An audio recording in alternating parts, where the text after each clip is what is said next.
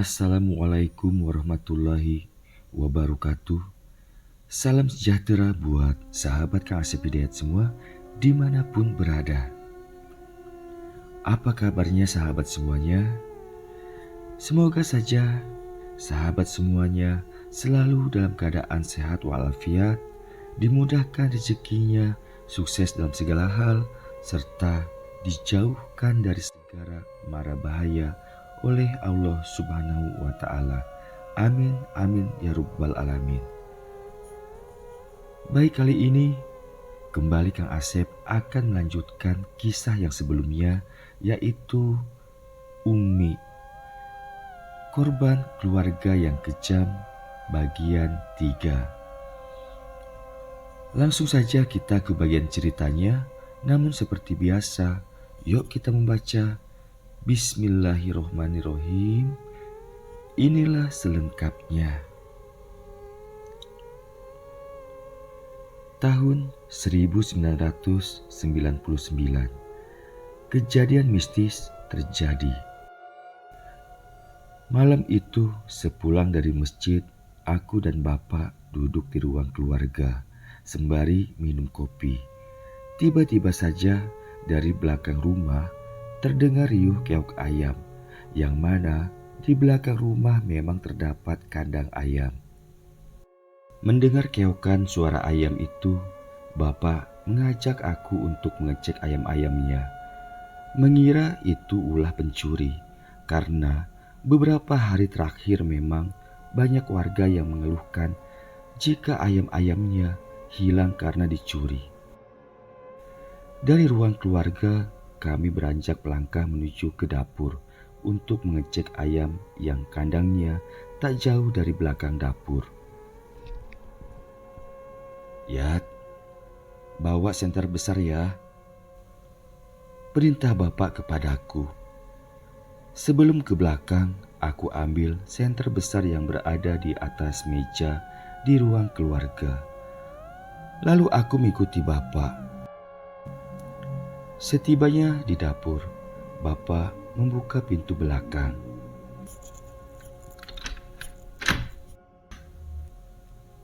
Pintu belakang pun terbuka. Baru saja bapak membuka pintu belakang, tiba-tiba saja angin sangat kencang melabrak dari arah luar, hingga sempat membuat aku dan bapak tersurut mundur. Belum sempat menguasai diri yang diakibatkan terpaan angin itu, hal aneh datang, yaitu terlihat benda hitam melesat terbang masuk dan langsung menyerang bapak. Namun dengan gesit, bapak melakukan perlawanan hingga terjadi pergulatan layaknya orang tengah berkelahi. Dengan dada berdebar, aku hanya bisa berdiri memperhatikan bapak yang tengah melawan benda hitam itu. Yang saat itu aku belum mengetahui apa sebenarnya benda hitam yang menyerang bapak. Dengan susah payah, akhirnya bapak berhasil melumpuhkan si penyerang itu dan sekalian membantingnya di lantai dapur. Di saat itulah aku baru tahu jika benda hitam yang menyerang bapak adalah seekor burung hantu dengan ukuran besar. Burung hantu itu masih hidup, terlihat dari bagian dadanya yang bergerak seperti bernapas. Cakarnya mengembang dan mata menatap tajam ke arah bapak. Saat itu bapak balik menatap tajam pula. Lalu terdengar bapak berbicara, yang mungkin ditujukan kepada burung hantu itu, seakan yang diajak bicara seorang manusia. "Hai iblis, siapa yang telah menyuruhmu menyerang aku, ha?" Demikian ucap bapak. Namun tiba-tiba saja burung itu terbang keluar dari dapur menembus gelapnya malam. Di saat itulah ada sesuatu yang membuat aku bergidik ngeri ketika burung itu terbang dan menghilang. Burung hantu itu terbang sembari mengeluarkan suara tawa layaknya suara manusia. Mendengar ada kegaduhan di dapur, mengundang Umi datang dan bertanya. Namun saat itu Bapak tidak menjawab. Bapak hanya berkata, "Cepat, tutup lagi pintunya." Lalu ia kembali ke ruang keluarga. Setelah menutup pintu dapur dan tentunya tidak jadi rencana mengecek ayam di kandang, aku dan Umi kembali ke ruang keluarga. Di ruang keluarga terlihat Bapak tengah duduk dengan raut wajah pucat. Tanpa sengaja, pandangan Umi tertuju ke bagian leher Bapak. Umi sangat terkejut. "Astagfirullah, Pak. Leher Bapak kenapa berdarah?" tanya Umi setengah berteriak karena terkejut dan khawatir. Lalu Umi memeriksa leher Bapak dan ternyata leher Bapak di bagian belakang terluka, seperti luka sayatan dan mengucurkan darah hingga menetes ke bagian kerah baju. Dengan rasa khawatir, Umi tergopoh-gopoh mengambil mangkuk kecil serta air hangat dari termos. Lalu Umi membersihkan luka itu, kemudian dioles dengan obat merah. Setelah dibersihkan lukanya, akhirnya kami memutuskan untuk tidur. Namun baru saja hendak tidur, seketika rumah terasa berguncang, disertai angin kencang bak angin badai, seakan hendak meluluh lantakkan rumah kami. Ditambah dari luar rumah terdengar suara-suara aneh dan menakutkan, seperti suara tawa, suara raungan, suara gedoran pada dinding papan rumah kami, dan banyak lagi suara riuh yang entah suara apa. Astagfirullah, sakit. Tiba-tiba saja Bapak terhuyung dan bersujud di lantai sambil memegangi kepalanya. Bapak berteriak kesakitan. Tak sanggup rasanya jika teringat saat itu. Aku melihat Bapak yang menanggung rasa sakit yang entah apa penyebabnya. Kami semua hanya bisa menangis melihat Bapak berteriak kesakitan dan tak ada yang bisa kami lakukan. "Dayat, Deden, cepat azan ke segala penjuru angin!" teriak Umi panik menyuruh kami anak laki-lakinya untuk berazan. "Yang lain terus baca ayat kursi ya," sambung Umi lagi. Dengan segera aku menggunakan kain sarung lalu berazan. Singkat cerita, perlahan angin kencang berhenti. Suara ketukan, demikian pula dengan suara-suara aneh lainnya seketika menghilang. Namun sesaat suasana akan tenang, terdengar suara tertawa laki-laki menggema yang sungguh membuat bulu kuduk merinding. "Akhirnya kau kena juga, Acep." Suara itu begitu keras seakan memenuhi ruang rumah. Lalu suara itu hilang, hening, menyisakan suara Bapak yang masih mengerang kesakitan. Pak, sadar Pak. Bapak harus kuat. Ayo duduk Pak, berzikir Pak." Demikian Umi berusaha menyadarkan dan mendudukkan Bapak. Lalu Umi memberi segelas air putih yang terlebih dahulu didekatkan ke bibirnya. Entahlah apa yang dibacanya. Mungkin Umi berusaha menolong Bapak sebisanya. Akhirnya, alhamdulillah, malam itu kami bisa melewati ketegangan yang tak terkira. Tahun 2004, keluargaku berduka. Bapak menghadap Yang Maha Kuasa dengan segala hal mistisnya. Seperti yang telah aku kisahkan di dalam cerita Kau Rebut Hartaku, Kau Bunuh Keluargaku. Tentulah membuat Umi kembali goyah dalam hidupnya. Apalagi di saat Bapak pergi untuk selamanya.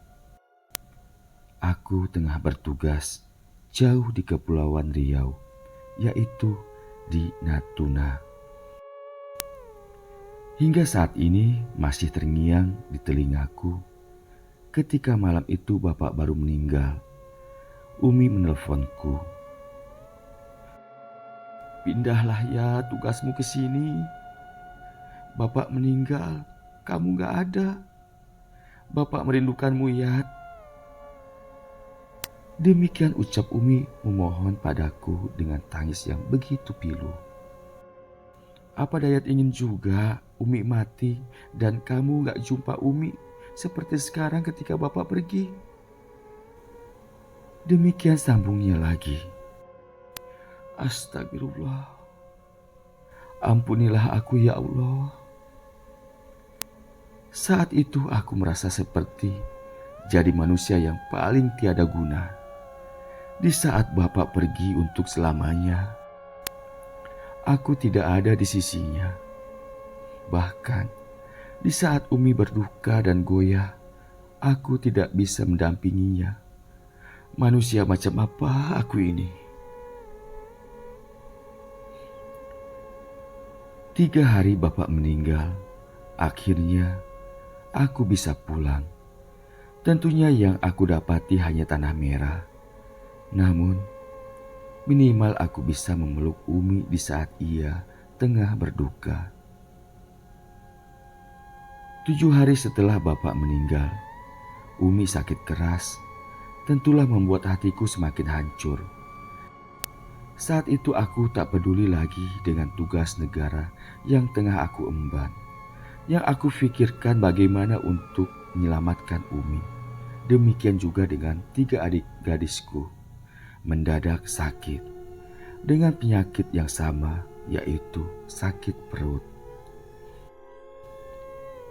Aku merasa ada keanehan dalam semua ini yang terjadi pada keluargaku. Ditambah cerita para tetangga yang mengatakan jika malam hari di halaman rumah kami selalu ramai dengan penampakan makhluk-makhluk menyeramkan. Ya, kalau Umi menyusul Bapak ke saudara-saudaramu ya. Suatu malam, tiba-tiba saja Umi berbicara yang membuat aku jadi sedih. Carilah ulama yang bisa memutuskan tali jerat setan si Holil. Umi yakin ini semua perbuatan dia. Sambung Umi dengan raut wajah begitu pilu dan menderita. Bajingan si Holil, akan kubalas kau iblis. Teriakku penuh dendam. Begitu mendengar kata-kata Umi. Setelah 7 hari Bapak meninggal, aku berpamitan untuk kembali ke Natuna. Selain untuk kembali melaksanakan tugas, aku bertekad untuk membalas dendamku. Karena aku yakin di Natuna banyak orang hebat yang mungkin bisa menolongku. Setibanya di Natuna, aku menjumpai sahabatku dan menceritakan semua permasalahan yang dialami keluargaku. Alhamdulillah, banyak sahabatku yang begitu peduli saat itu. Singkat cerita, aku diketemukan dengan seseorang yang memang dikenal banyak membantu permasalahan yang berkaitan dengan hal mistis. Seperti yang telah aku kisahkan dalam cerita yang berjudul Kau Rebut Hartaku, Kau Bunuh Keluargaku. Walau pada awalnya ada penolakan dari beliau, namun pada akhirnya beliau mau menolong keluargaku. Singkat cerita, alhamdulillah Umi dan adik-adikku sehat kembali, walau pada akhirnya beliau yang menolong keluargaku yang menjadi korban. Wallahu a'lam.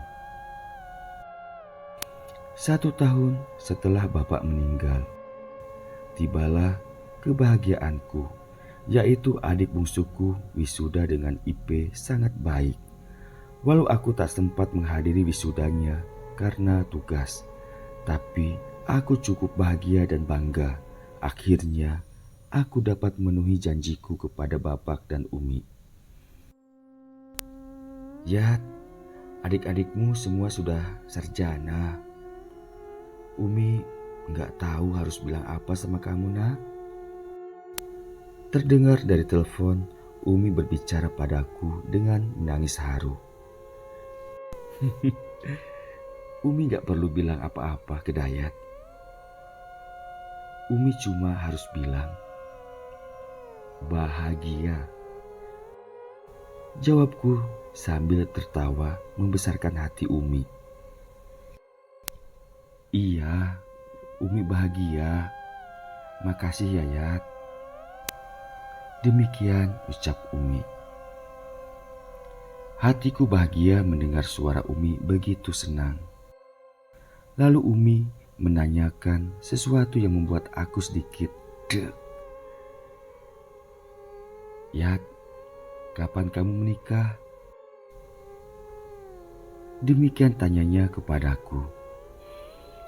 Ditanya kapan menikah, aku hanya bisa tertawa dan menjawab, "Doakan saja, Mi, agar secepatnya ya." Demikian jawabku. Walau saat itu hatiku merasa sedih karena aku belum mendapat kepastian dalam memilih. Tahun 2011 kembali keluargaku berduka. Tahun 2011 aku masih bertugas di Natuna. Namun aku sudah menikah dan memiliki 1 orang anak. Saat itu aku tengah berbahagia karena Umi berkunjung ke Natuna dari Pekanbaru.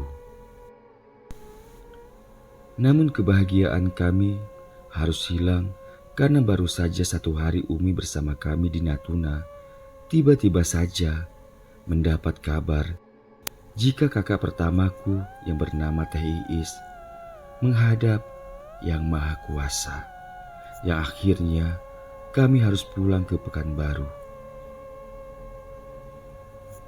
Meninggalnya Teh Iis yang mendadak karena kecelakaan lalu lintas tentu saja membuat Umi sangat terpukul, apalagi dengan segala derita kehidupan Teh Iis. Sungguh aku merasa iba dengan hidup Umi yang selalu dilanda derita mendalam. Namun Umi berusaha untuk tegar, walau aku tahu hatinya sangat hancur. Ditambah lagi pasca meninggalnya Teh Iis, banyak hal aneh terjadi dalam keluargaku.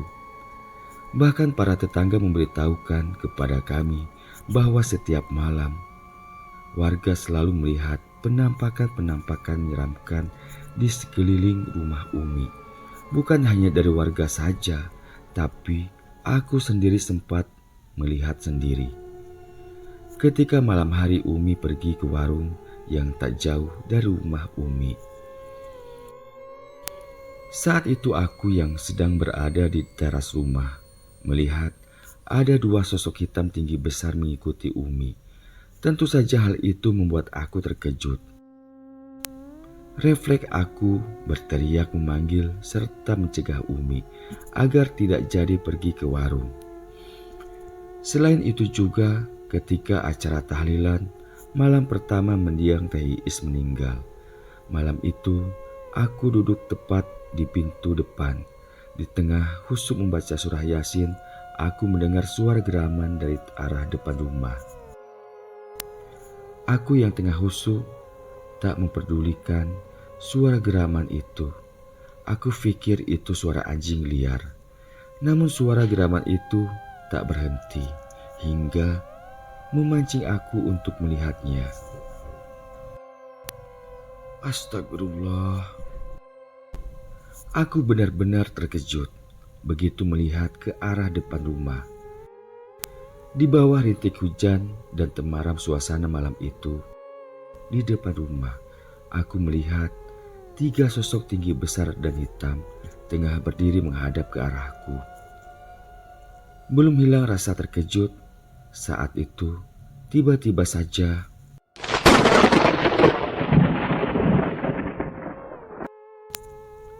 terdengar suara dentuman petir yang begitu keras yang diawali dengan kilatan cahaya menyilaukan mata, menghantam dan membakar ketiga sosok menyeramkan itu. Lalu menghilang menyisakan kepulan asap bau sangit. Dengan banyaknya gangguan dari makhluk-makhluk aneh, aku teringat dengan seorang paranormal kenalanku di Pacitan. Beruntung aku masih menyimpan nomor teleponnya. Paranormal itu datang langsung dari Pacitan untuk membantu aku memecahkan permasalahan dalam keluargaku yang semua itu di luar nalar. Ritual pengobatan dimulai. Jujur, ritual yang dilakukan oleh orang pintar tersebut meminta beberapa syarat yang lumayan berat dan susah, yang tentunya harus menggunakan biaya yang tidak murah. Namun demikian, tidak ada pilihan lain selain aku menyanggupinya memenuhi semua syarat. Yang terpenting, keluargaku selamat dari segala gangguan menakutkan yang mengancam jiwa kami. Beberapa hari ritual itu dilakukan hingga segala gangguan itu hilang. Setelah semua aman, aku meminta izin kepada Umi untuk kembali ke Natuna untuk melaksanakan tugas. Tahun 2013, kembali hal mistis dan menakutkan meneror dan kali ini aku yang diganggunya. Dengan kemunculan makhluk menyeramkan. Nyaris setiap malam makhluk menyeramkan itu selalu mendatangiku, baik ketika aku tengah melaksanakan tugas maupun ketika di rumah. Dengan kemunculan makhluk-makhluk itu sungguh membuat aku ketakutan karena jelas dia mengincar hidupku. Akhirnya aku mendatangi seorang ustadz terkenal yang berada di Ranai Natuna. Beliau berkata kepadaku, "Yat, dia tak akan pernah membiarkan awak sekeluarga hidup. Dia akan terus mengincar dan mencari kapan kalian lengah saja. Dia akan berhenti kalau dia dah mati." Demikian ujarnya kepadaku. Mendengar apa yang disampaikan Pak Ustadz itu kepadaku, tentu saja aku terkejut. Penasaran siapa kira-kira orang yang menginginkan kami sekeluarga mati. Aku bertanya kepada beliau, "Astagfirullah, kok tega kali dia ya Pak? Memangnya siapa dia Pak?" Tanyaku kepada beliau. Namun beliau tidak mau memberitahukan siapa orang itu. Beliau hanya berkata, "Udah, tak perlu aku bagi tahu. Tak lama lagi dia pun mati. Karena apa yang dia buat kepada awak sekeluarga akan berbalik kepada dirinya sendiri. Awak dengar-dengar saja beberapa hari ke depan." Demikian ucapnya kepadaku. Sebenarnya aku penasaran dengan keterangan beliau. Namun aku tak berani untuk bertanya lagi, lalu aku pamitan pulang. Hari Selasa siang, saat itu aku sedang di kantor. Tiba-tiba saja ponselku berdering. Aku lihat di layar ponsel sebuah nama, yaitu Umi. Lalu telepon dari Umi aku angkat. "Assalamualaikum. Ada apa, Mi?" Demikian salamku kepada beliau. "Yat, ada kabar enggak dari Cianjur?" tanya Umi kepadaku. "Enggak ada, Mi." "Emangnya ada apa, Mi?" Jawabku, yang memang aku tidak mendapat kabar apapun dari Cianjur. Selain itu juga aku memang tidak berminat untuk berkomunikasi dengan mereka lagi. "Yat, si Holil mati." Demikian ucap Umi kepadaku dengan nada suara terdengar sumringah. Dek, jantungku seketika berdebar mendengar bahwa dia mati. Seketika itu aku teringat dengan ucapan Pak Ustadz 3 hari yang lalu. Berarti yang selama ini meneror keluargaku dialah orangnya.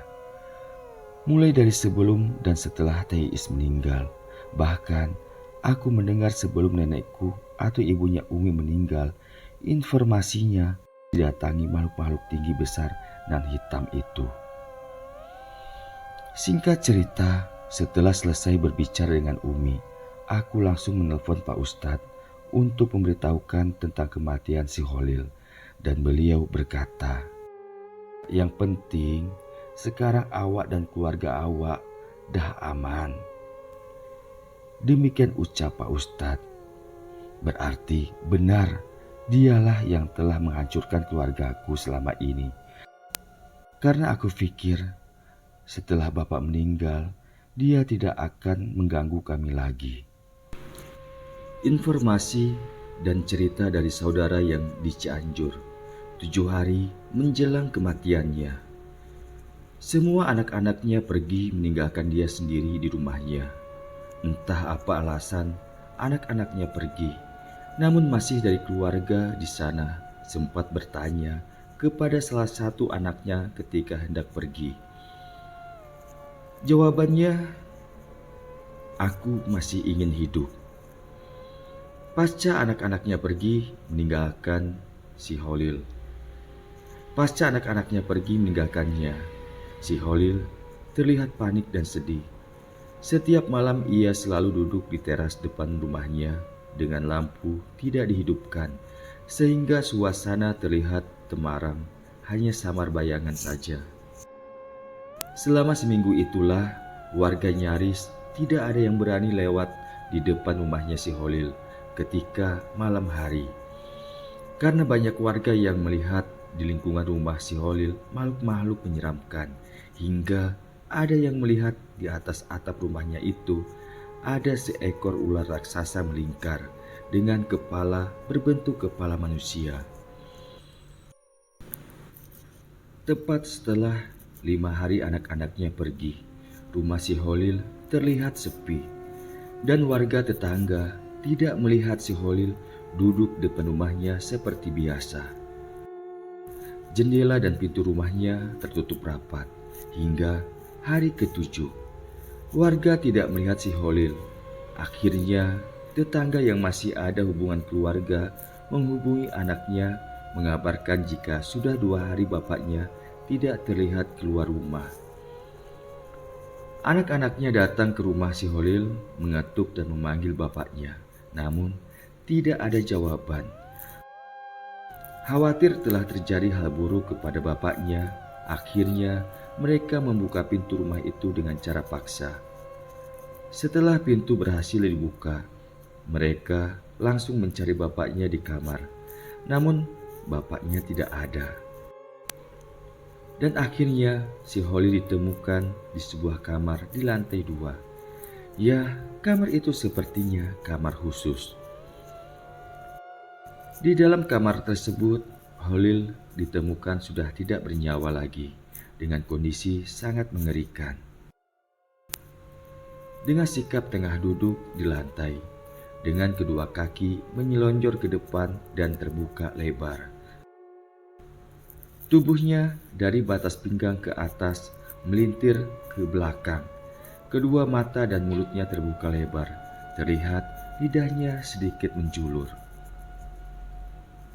Seluruh badan membengkak dan membiru serta sudah mengeras, sungguh sangat mengerikan. Karena kondisi tubuhnya sudah mengeras, sehingga ketika pemakaman tidak dapat dilakukan dengan semestinya, yakni dikuburkan dalam kondisi demikian saja. Mungkin karena dia sudah tidak dapat tumbal, maka jin pesugihannya berbalik mengambil jiwanya. Masih cerita warga, pasca matinya si Holil, ketika malam hari, sering warga melihat penampakan tengah duduk di kursi teras depan rumahnya. Tentu saja hal itu membuat warga ketakutan dan tidak berani melintas di depan rumahnya itu. Wallahu a'lam, hanya Allah yang Maha mengetahui. Bagaimana kisah selanjutnya? Ikuti kisah selanjutnya di Umi bagian 4. Kang Asep aturkan banyak terima kasih dan wassalamualaikum warahmatullahi wabarakatuh.